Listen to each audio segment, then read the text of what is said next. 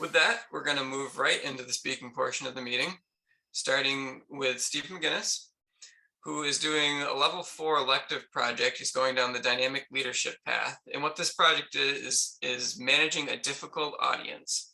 So he's going to need us to be difficult for him.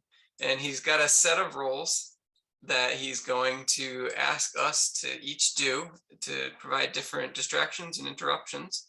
So Steve, at this point, if you want to pull up your slide and disappear on us, we'll figure out what everyone wants to do, and we'll let you know when we're ready. Okay. I'll just go on mute. Now I can't hear you. So just give me thumbs up when you're ready. All right, that sounds all right, so what do we have for volunteers? Interrupter. I can do background noise and electronic device. Those kind of go together easily. I can argue. Silent type. Argue. The silent type. What did you say, Funny, Max? Max? Oh, Yeah, I can do the fourth arguer. The arguer? Yep. I feel like of everyone here, like my perception of you is that you would not argue ever. You seem like such a chill guy. But everybody is really. I could do chatterer as well, just to combine with interrupter. Chatter, interrupter. And I guess we're all going to stay off mute, right? To be able to interject. Yeah. Keep doing distractions. So I guess that leaves talker. I'll be a talker. It's kind of similar to chatter. But, oh. All right. Oh yeah, well I think talker. So like he's gonna do Q&A stuff. So I think you just like dominate when it's time for you to talk, and then like the chatter is doing side conversation at inappropriate times. So you're at an appropriate time, just too long. All right. Eh. Sounds good. So I think we've got them all filled. So we'll invite Steve back. Okay. I think I saw the thumbs up from Brian. Is that correct? You got the thumbs up. We have our roll. So I'll run Good. through your intro now, and then we'll get you started. If you want to stop sharing your screen. Sure. I'll stop sharing. Thank you. So in this enthusiastic speech, Steve will tell you about how he got into hiking and backpacking and all the benefits it has provided. Like we said, the speech is a little bit unique in that we've all got roles we're going to play and try to provide some interruptions, and some of the focus of what Steve's doing is try to react to it as best as possible and deal with all the different interruptions. It's going to be a lot of fun. So let's dig in with Steve's speech, Fulfilling the Adventures of a Lifetime Through Backpacking. Steve. Thank you, Mr. Toastmaster. I already know what most of you are thinking.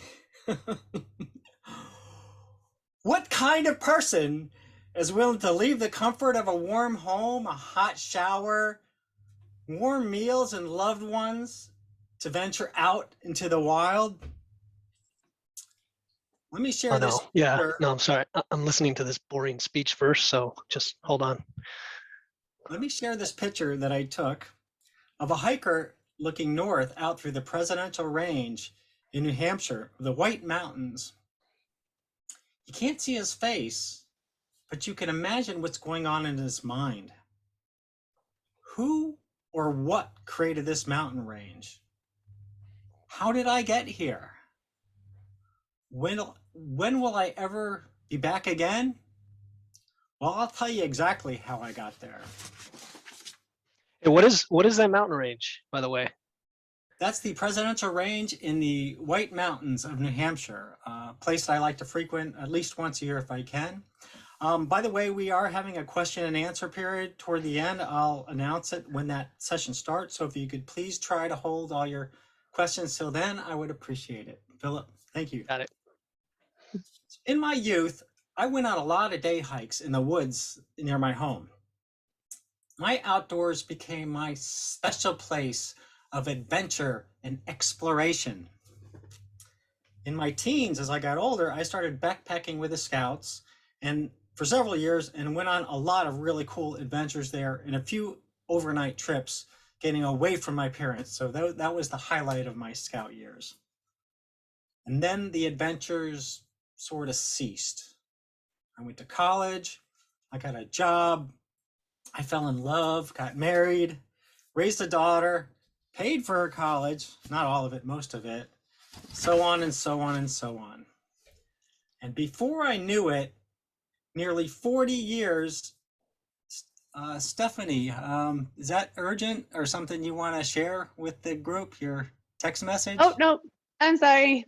Okay, I've been- just remember this is work and you're getting paid for it. So hopefully you could pay attention the rest of the conference. If it's emergency, you could step out, but if it's just something else, please try to limit your texting. Appreciate it. Okay, sorry. Thank you. So before I knew it, nearly 40 years had passed. Yes, 40 years, which I rarely went out in the wild. Then in 2015, my cousin Lou from Colorado invited a whole bunch of relatives over to stay at her place in Colorado. And that was an awesome trip. I actually, when I was there, I made sure I was going to spend a half day hiking, and I picked the Royal Arch Trail out in Colorado. What That is hike it? was spectacular. I told you we'd go in the hot tub later. Just be patient. Oh, Philip, Sorry about that. Oh, I'm that's all right. not on mute. Sorry about that. Oh, that's all right. That's fine. I'm used to interruptions. But anyway, I went on that hike out in Colorado, and it was under a Royal Natural Rock Formation, an arch. And as soon as you go out through the arch, you see the whole city of Boulder.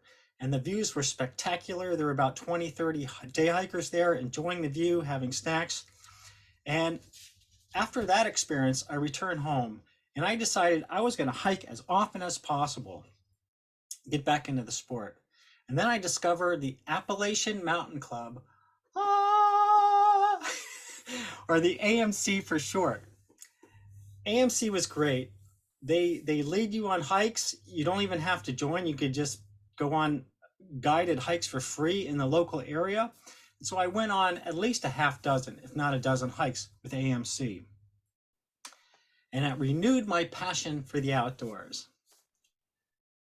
Hey, Philip, Steve, I know you said questions at the end, but where do we find out about that club you just mentioned? oh, the Appalachian Mountain Club. I'll put a link in the chat after my discussion so you could Awesome. I navigate didn't want to there. forget. I didn't want to forget. Thank you. And they actually have hikes almost every day of the week in different parts of the state. And beginner hikes, intermediate, advanced. So you just pick what level you want, you show up, and you're automatically on the hike.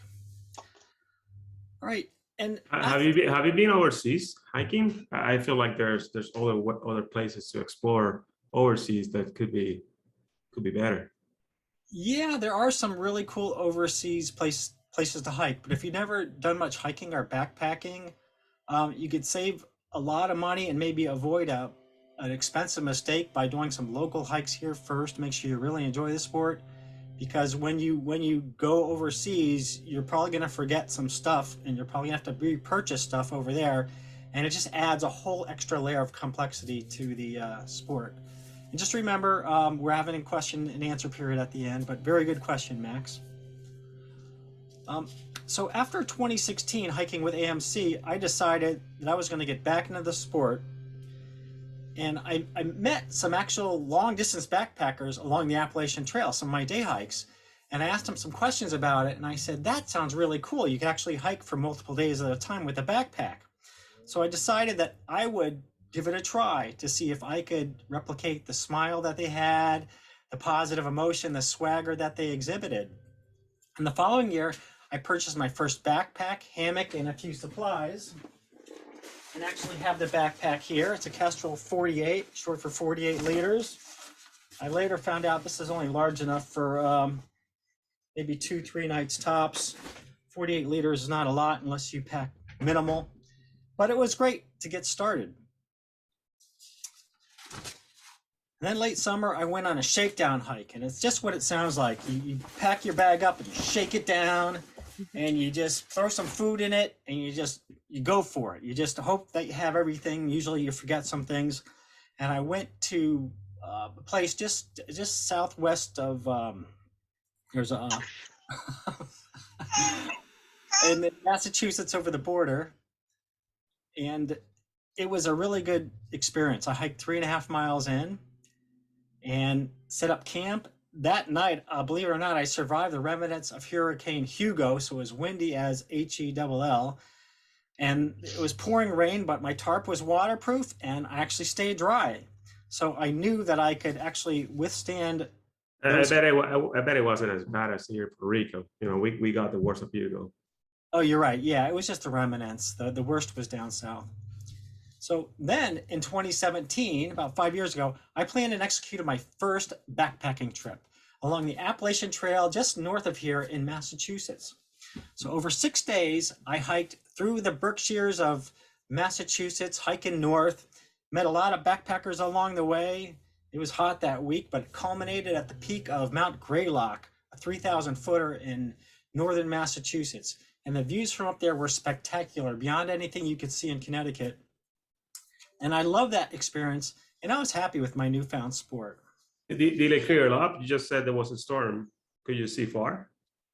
Yeah, that day was actually clear, and I could see at least 20, 30, maybe even 50 miles.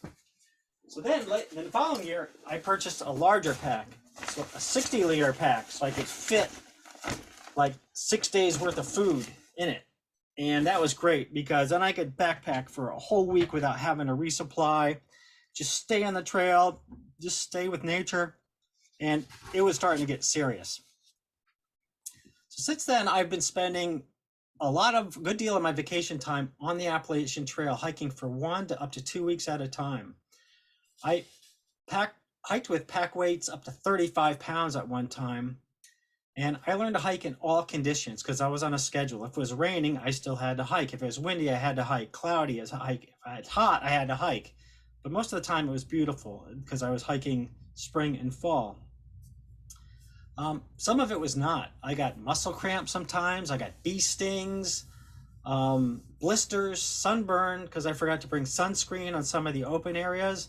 Heat exhaustion. I almost passed out once. And I learned to take the good with the bad.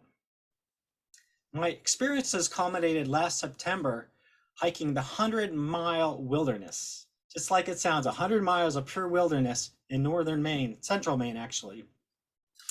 And the northern terminus of that is the Mount Katahdin, the northern terminus of the Appalachian Trail. And that was spectacular going through the 100-mile wilderness. I never thought I would enjoy it as much as I did, but I really want to do it again someday, maybe with AMC. They're actually due for a trip up there. This fall, I plan on... I was just curious, Steve, like how many pairs of shoes did you have to go through for that distance? I go through at least a pair or two a year.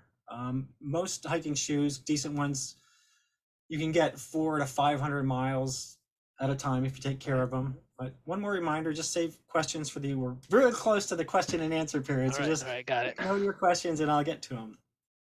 So this fall, I plan on finishing the long trail in Vermont. It's about 172 miles left of the 272-mile long trail. And that is a really rugged trail in nearby Vermont. There's a lot of risk associated with the sport, but ways to mitigate most of them if you just try and get through it experience. So this is a time where I'd like to entertain questions from you, the audience. If there's anything I didn't answer or you want to know more about backpacking, this is a perfect time to ask. I think I asked my questions during your speech, so I'm all good. Oh, okay. So what do you put in your backpack that you need so much space? Good question. You need either a tent or a tarp to cover you, a sleeping bag, a cooking kit, unless you're going stoveless. Some people actually cold soak their food and save a pound or two from doing that. The fuel for the stove, dishes, your food. Your food can weigh between 1.5 pounds to 2.5 pounds a day. Mine's closer to 1.5 pounds a day. And yeah, before you know it, the thing just fills up. And I try to make it big enough so I don't have stuff dangling on the outside of my pack. Sometimes. And what about the bladder? You carry your own water? You bring a bladder or what? I used to hike with a bladder. Bladders are great for day hikes if you know how much you drink. But the thing I don't like about bladder, unless you're constantly looking inside your pack, you can't see how much water is left. So as a result, I carry water bottles a little bit bigger than this, that have markers so I could see how many liters I've got left. And in dry I conditions, think Max just wanted you to talk about bladders, right, Max? They're cool. They're cool. Yeah. Yeah. bladders are cool. Yeah, you should start with a minimum of a 2-liter bladder. Again, try to fill it up if you can. If you're hiking out west, you need at least a 3-liter bladder and maybe a 2-liter bladder to throw on top of that, or just a half dozen of these, because sometimes you go 15, 20 miles without having a chance to refuel with water. I don't know, but bladder also occupy a lot of volume, so I will take a bladder. Yeah, bladder's good, unless it's winter hiking. Those can freeze up. I was on a winter hike where the leader said many times, at least a half dozen times, nobody has a bladder, right? Everybody has an insulated thermos, right? Well, about a mile into the hike, someone was sucking on their bladder and trying to shake it because it was already freezing up. And we had to stop. Fortunately, other people had extra water bottles. We gave that person water bottles so they could continue the hike. There's always someone that doesn't listen to the advice. I think we have maybe time for one more question. Okay, I see where I may be asked to wrap this up. So those were excellent questions. Let me recap my presentation. I learned about backpacking in my youth, and I loved every adventure. I took a long break from it as life just got in the way. And I recently resumed the sport that I so loved in my youth. I've hiked over 1,100 miles so far along the Appalachian Trail, over half the distance, and about 1,000 miles of local trails. I dropped my body weight from 190 to 150, sometimes lower. I learned the sport well and enjoy sharing it with others. So I ask you again, what kind of person is willing to leave their home, hot food, hot showers, loved ones, to venture out into the wild where there are bears around here and other varmints that can possibly attack you? Someone who wants to get outside and become one with nature. Someone who wants to explore places you can't get to by car or bicycle. Someone who wants to feel true independence by carrying all the necessities of life on their back. Someone who wants to take their children on their adventures of a lifetime. And someone who wants to tell their grandchildren about their excellent adventures in the wild. Someone like me, Mr. Toastmaster.